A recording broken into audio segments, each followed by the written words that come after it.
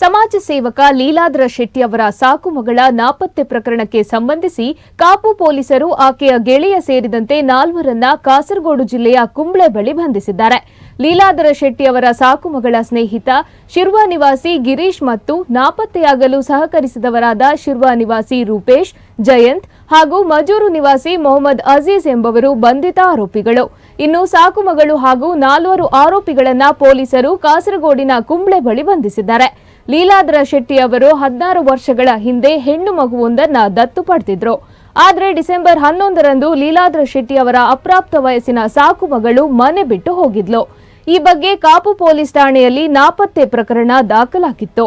ಸಾಕು ಮಗಳು ನಾಪತ್ತೆಯಾದ ಹಿನ್ನೆಲೆಯಲ್ಲಿ ಲೀಲಾಧರ ಶೆಟ್ಟಿ ಹಾಗೂ ಅವರ ಪತ್ನಿ ವಸುಂಧರಾ ಶೆಟ್ಟಿ ಮರ್ಯಾದೆಗೆ ಅಂಜಿ ನೇಣು ಬಿಗಿದುಕೊಂಡು ಆತ್ಮಹತ್ಯೆ ಮಾಡಿಕೊಂಡಿದ್ದಾರೆ. ಇನ್ನು ಆರೋಪಿ ಗಿರೀಶ್ ವಿರುದ್ಧ ಪೋಕ್ಸೋ, ಅತ್ಯಾಚಾರ ಹಾಗೂ ಕಿಡ್ನಾಪ್ ಪ್ರಕರಣಗಳನ್ನು ಹಾಗೂ ಇತರ 3 ವಿರುದ್ಧ ಪೋಕ್ಸೋ ಪ್ರಕರಣವನ್ನ ದಾಖಲಿಸಲಾಗಿದೆ. ಯುವತಿಯನ್ನ ವೈದ್ಯಕೀಯ ಪರೀಕ್ಷೆಗಾಗಿ ಆಸ್ಪತ್ರೆಗೆ ಸೇರಿಸಲಾಗಿದೆ ಎಂದು ತಿಳಿದು ಬಂದಿದೆ.